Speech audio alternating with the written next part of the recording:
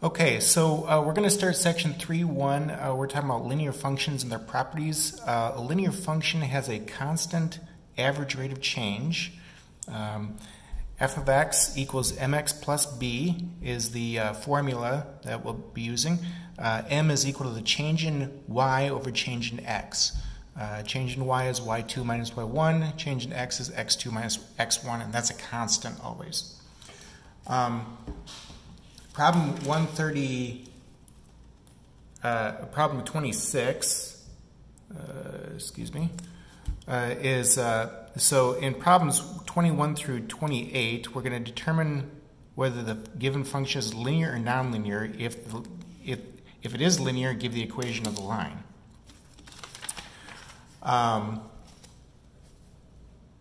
Okay, so here's problem 26. And I've got that recopied. And so what I've done here, y2 is negative 3.5 and y1 is negative 4. So negative 3.5 plus 4 divided by negative 1 plus 2 gives me 0.5. And I calculate the slope for each one of these and I get 0.5. And since the average rate of change is constant at 0.5, we have a linear function. F of x is equal to 0.5 times x minus 3. Here's 0, negative 3 on the graph. Okay,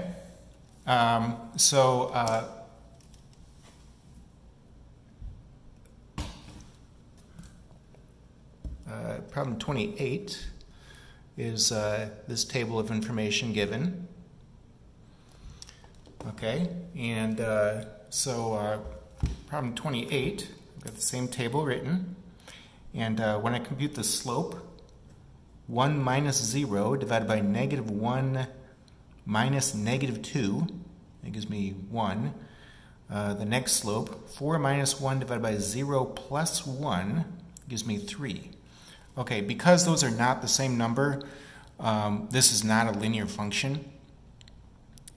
Okay. Problem 32 on page 138 says in parts A through F, use the following figure. We've got a line, and in part A, we're going to solve g of x equals 20. G of x equals 20 means that x would be 5. Okay. Okay, and then part B, solve g of x equals 60. X would be negative 15. Part C, solve g of x equals 0. Here's 0, x would be 15. Part D, solve g of x equals greater than 20. Okay, so for greater than 20, what are the conditions on x? Well, x has to be greater than 5. Greater than. Okay, for greater than 20. Okay. Solve g of x less than or equal to 60. Okay, so g of x less than or equal to 60 means that x is sorry about that, greater than or equal to negative 15. And so g of x less than or equal to 60 means that g of x is the same as y. So x would be less than or equal to negative 15. Greater than or equal to negative 15. Since the g of x and y are the same thing, the conditions on y are such that y is less than or equal to 60, and x has to be greater than or equal to negative 15 is the answer there. Okay, part F. Solve 0 less than g of x less than 60. Well, here's 0, and here's 60. So it looks like x has to be between negative 15 and 15. Okay, is our answer there. Okay, problem 36. Solve g of x equals, let me pull the book over. So here's the graph that we're using. In parts A and B, use the following figure. Okay, so I've got two horizontal lines and a slanted line. And I need solve the equation f of x equals g of x. Okay, well, f of x in this one is the slanted line equals g of x. Okay, I'm solving for x, so x would be 7. Okay. Part B, solve the equation g of x less than f of x less than or equal to h of x.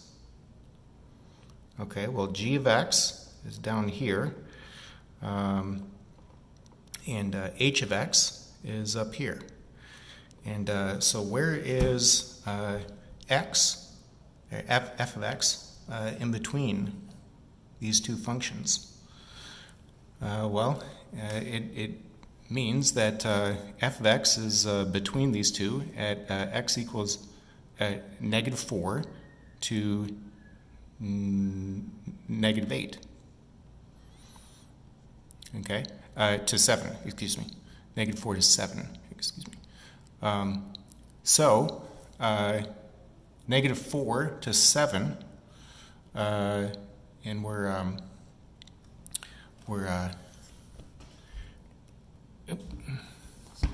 including negative 4 and not including 7 in our answer. Okay, problem 38. Solve, let's see here. Problem 38, phone charges.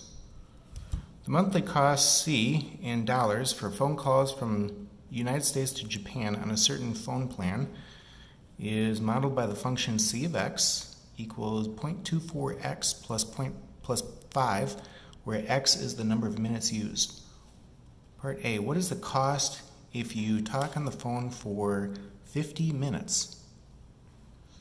Okay, so 50 times 0.24 would be what?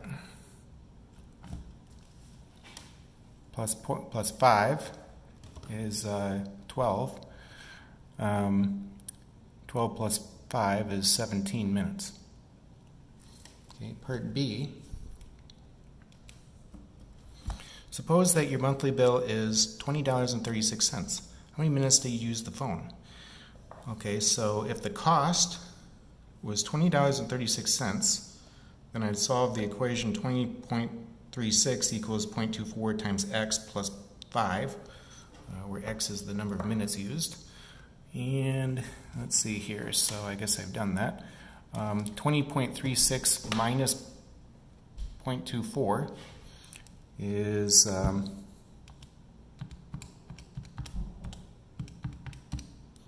20.14 times x. Oops. And so whoops, 20.36 minus 5 equals that.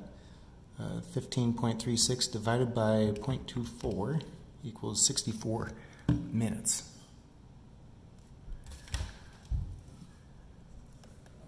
Problem problem C, part C. Suppose that you budget yourself $40 for the month for the phone. What is the maximum number of minutes that you can talk for? Well, in part C, I'd set c of x equal to 40 and solve the equation 35 equals 0.24x.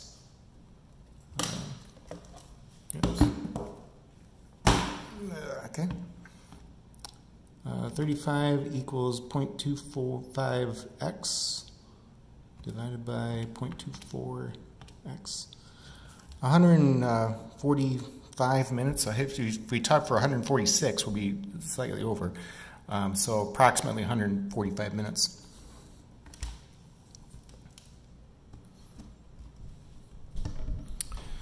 What is the implied domain of C? There are 30 days in the month. Okay, so 30 days times 30 days times 60 minutes in an hour times 24 hours in a day would be what I'd want there, and that gives me 43,200. So I could talk for 0 minutes, or I could talk for the entire month, 43,200 minutes. So x would have to be between those two numbers. Okay. Part E, interpret the slope. Part F, interpret the y-intercept. So the slope of this line, y equals 0.24x plus 5, is 0.24. And so the bank is going to charge us 0.24 cents per minute. And the 5 means that there's a fixed charge of $5. So if I talk for 0 minutes in the month, I'm still going to pay $5. Okay, otherwise it's 24 cents per minute attached to that. Okay, page 137, the homework problems are there for you. Be sure to look at those.